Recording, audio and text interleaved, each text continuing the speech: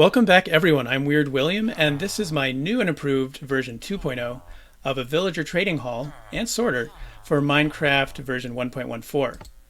I've made a lot of new discoveries about mechanics and times of day, and so I'm going to show you how to use this trading hall, how it works, how to make it, and then one other really neat trick that I've found about how to rapidly sort, especially librarians, during only one fraction of the entire Minecraft day.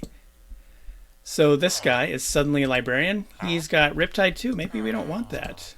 He's unemployed, then he's a librarian again. He's got Smite 1. Nope. Maybe we don't want that either. Now he's got Bane of Arthropods. Oh, everyone's favorite, of course. Let's keep that one. So only during about 29% of the entire Minecraft day can you rapidly cycle through a single villager and make him again and again a different librarian until you get exactly what you want. So I'm going to tell you all about that and more, so please stick around. For your reference as a sort of infographic, I want to start out by showing you the 13 different workstations and how they correspond to the different professions now available for villagers in 1.14. So as you are deciding what profession you want for your trading hall and how many of each, you can just build these crafting tables, these workstations, and put them in front of the villagers in the pattern and number that you like. The villagers don't need a bed, they don't need a bell, they just need this workstation, and then they need access to it twice a day to unlock trades that might have locked out as you trade with them. And of course, well, we have the nitwit, the green-coated villager that will never take up a profession and never offer any trades, and nobody wants them. Aww. Now in 1.14, since villagers need to bond to an individual workstation, and then they claim it, that's theirs, no other villager can bond to it, we need to add the villagers one at a time so they can pair off that way before we add any new villagers, because otherwise we might get a villager, say over here, this farmer would be bonding to this workstation, and then he can't access it to unlock his trades during the day. And so over here I have this set up where we deposit a villager one at a time from my breeder or wherever I'm holding adult villagers. And it needs to be about 50 blocks away because any unemployed villager, they can detect an unclaimed workstation within 48 blocks and they can pick that up. So as we're working with villagers here, we don't want the villagers still in that cell to pick up the workstation, so we're left here wondering what's going on. So let's say we want this guy to be a cartographer. So there we go. Now, what I found through a lot of frustrating experimentation, and this is the big improvement over my first trading hall, is that villagers will very unreliably pick up a workstation if they are within just 1 block away from it, and they're trapped in a cell that's 1 by 1 and 1 block away from the workstation. And so if they're a little bit more than 1 or even just 2 away, they will very reliably, every time as far as I can tell, after a lot of testing, pick up that workstation. And my initial haul had them just falling in so they were 1 away, and frequently they would not pick it up, and it was really confounding. And so since we're in that sweet spot time of day, I can switch out professions, I can test the librarian trades. If it's a farmer and I really want him to trade carrots, I can keep going through a farmer until I get those carrot trades. And so this is a nice way to bring the villagers in one at a time, get them set up, and decide if you want to keep them or get rid of them. Now, in deciding the mechanism for keeping and getting rid of the villagers, it was kind of a trade-off since this is a sorter as well as a trading hall. I didn't want the disposal mechanism to be so easy and convenient that, some noob who's never been to your trading hall can come in and see a button that's, above or below and end up pushing it out of curiosity and chucking your villager into lava or a zombie pit or whatever. So what I ended up doing was making a disposal mechanism that's a little more elaborate, but since there's so much more freedom in sorting the villagers now in 1.14, I thought that would be okay because you're actually not going to be getting rid of nearly as many as you did before.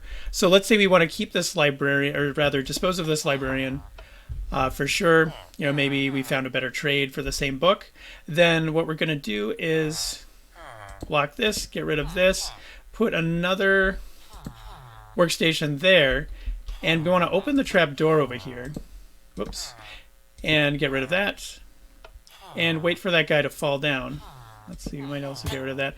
So I put a magma block down there that he can fall in. And this way he'll die without you losing any of that reputation by hitting or killing them directly.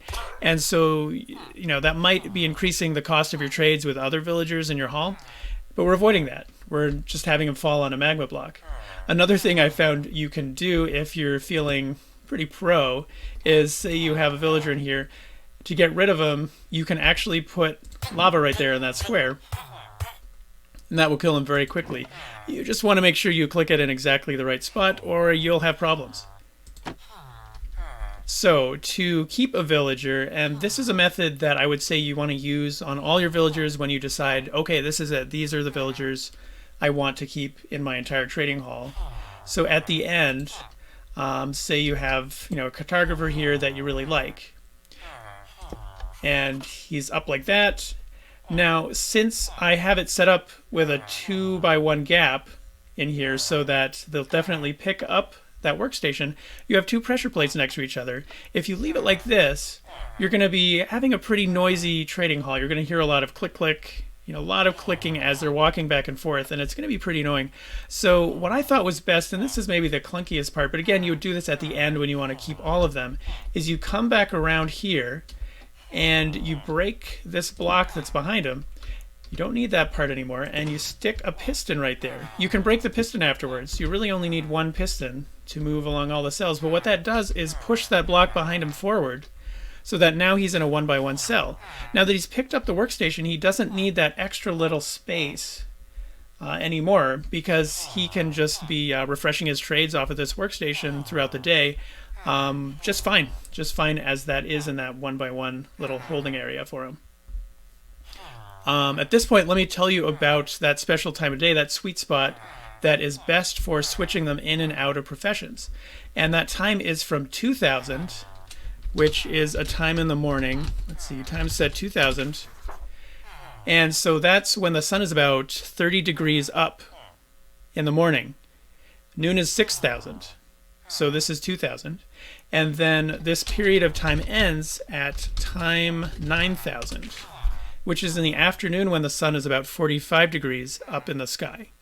And at this point, so say I put another villager here, and I want to cycle through the different librarian options, he's going to stay a librarian. He's going to stay that single librarian until mid-morning the next day in Minecraft. And so if you really want to do a lot of rapid cycling through a lot of potential options just with a single villager, just be mindful of the time of day. You want to do it around midday when the sun is a little bit to either side of noon. I think that's enough about the villager mechanics, so let's go on to the trading hall and how we make it. There's two components really. There's some kind of villager breeder or holding area over here that has to be about 50 away, at least 50 away. And again, you only want the adults, so I've seen tutorials already about building a breeder that will only release adult villagers out on a minecart, so you can check that out, but I'll show you how to make this as well. And then we have the button that will release a single villager, and then the trading hall and sorter itself. So I have a little mock-up of the single tile for one cell over here.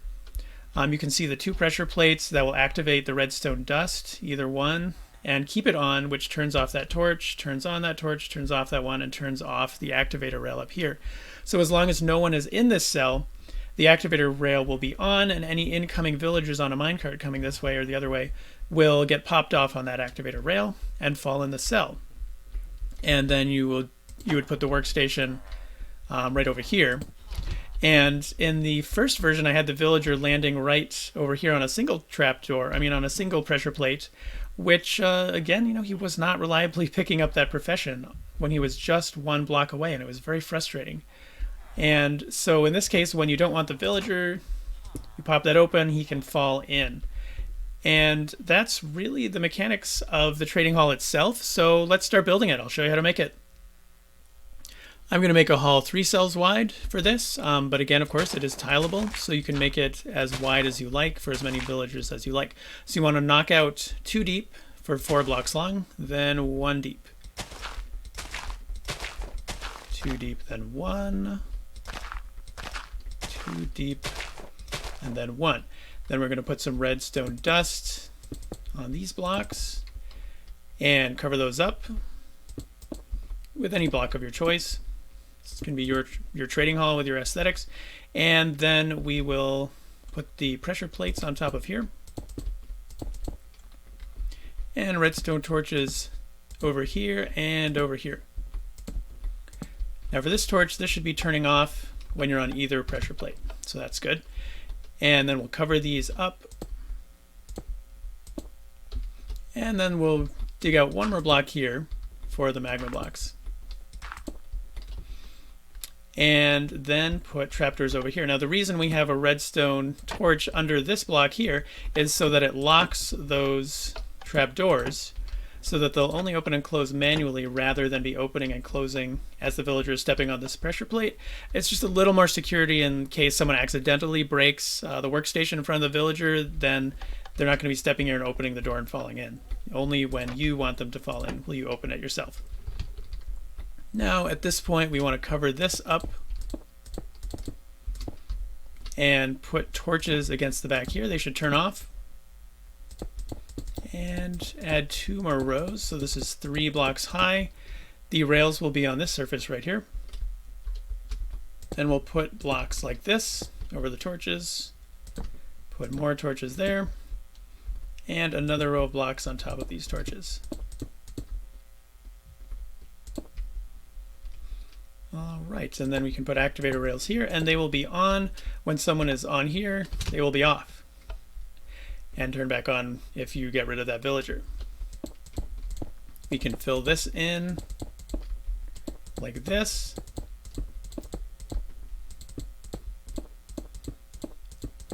And then put those half slabs in on the inside. Now I suggest you put them right here, a block above that first pressure plate. And so you might say, well, then why do we even need the 2 pressure plates? Well, until you're completely done with your hall and you're ready to push all of those villagers forward, you may want to have the workstation in front and then knock that out so that the villagers are able to come forward and refresh their trades. Because you might want to be trading them before your trading hall is entirely done. And you may have some cartographer and you want to trade them lots of paper and get emeralds. So this way you can trade with them and have them refresh before you're completely done with your trading hall and ready to push everyone forward. So that's why we have the 2 pressure plates there. Now at this point, let's put this over here. And leaving this open up here, you will want to make sure it's well lit so that you don't have zombies spawning anywhere up here and then just falling right in and killing your villagers who might be in there. So be mindful of that as well. Let's power those power rails with a lever back here alongside the torches.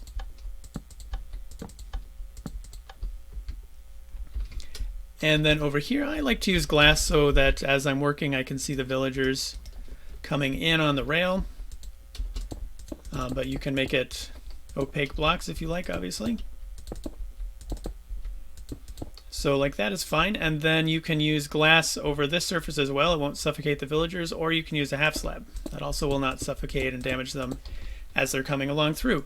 And then when they hit the activator rail, they can pop off only on that one space on that rail, and the only place they can go is down that hole into their cell, which they will after a few seconds. So there we go. At this point, you can extend the rail off of one side that will go to your trading, or rather to your breeder, and off of the other end we'll have a return system where the cart can loop around and return back to that breeder or villager holding area. And so you can keep recycling the same minecart. You only need 1 minecart. Save some iron. But let me show you how to make that villager containment area. I'm not going to show you how to make the breeder, but you can find a lot of tutorials about that already. So let me show you that next part. To connect this to a breeder or an adult containment area, you want to have something set up like this to hold the villagers in, the adult villagers, with a water source on one corner that is pushing the villagers up against another corner that has a diagonal gap through like that. And a minecart will be able to pick up the villagers through that gap. You do need an opaque block that the powered rail will go up against, though, for it to work.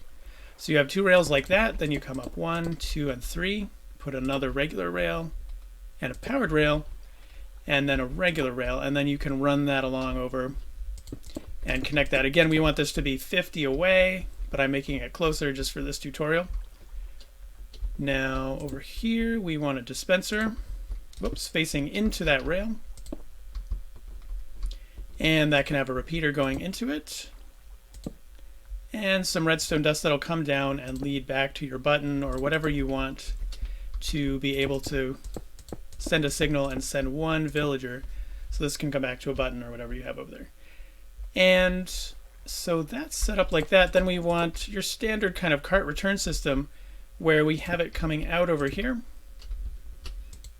and back over this way. And this doesn't have to all be exact, but I'm going to show you how to do it with just one hopper so that you can save some iron.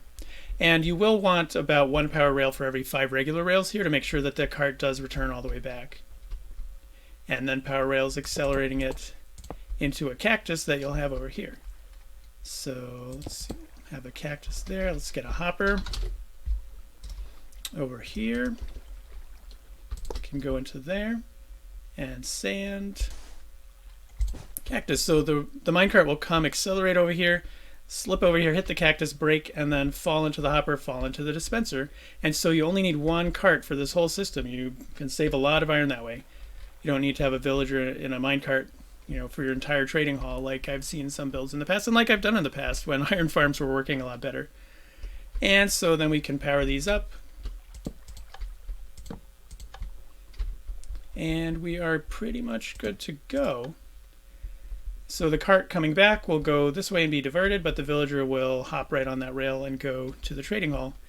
And you can see over here, I'm just going to show you quick, the cart return system comes out the other end, comes back, and you have a kink like this, where the empty cart is hopping onto here and continuing back to be returned to the dispenser, but the villagers will just loop around and go into the trading hall. So another thing I'd recommend you consider is having a kind of primary and secondary villager holding cell, where on the top you let the villagers accumulate for a while, till you have maybe 10, and then you let them all drop down, and then you close it again. And then you wait and make sure all of the ones down here grow up into adults before you start sorting them and putting them in your trading hall. So any more babies that are getting bred over here will end up just staying up here. They won't get down and gunk up your system. Another thing to consider also that you should be aware of, a new mechanic, is that for breeders, when you have babies being bred, they will tend to claim some of the beds that you have around your breeder. And so villagers will unclaim a bed, they'll kind of relinquish their bed if they get 150 to 200 blocks away from that bed. And that's the distance I don't really want to work with between my breeder and my trading hall. And so what you can do if you only want them to be 50 away is just periodically break those beds around your breeder and replace them, just, you know, place the beds down. But having broken those beds, all of the villagers over here that may have claimed some beds will end up abandoning that, you know, the bed is destroyed and the new one is no longer theirs, and 50 blocks away is far enough that they cannot claim a new bed over in your breeder if they're over in the hall. So then you'll be able to keep on breeding. Otherwise, you're going to have to build it 200 away. I just think that's a pain, so I think it's easier to break the beds. So again, something to consider. Yeah, so I think we're all set. Please feel free to post in the comments if you have any questions. And, you know, I may make a version 3, but I think that this is pretty good how it is. But again, let me know. And thanks for watching.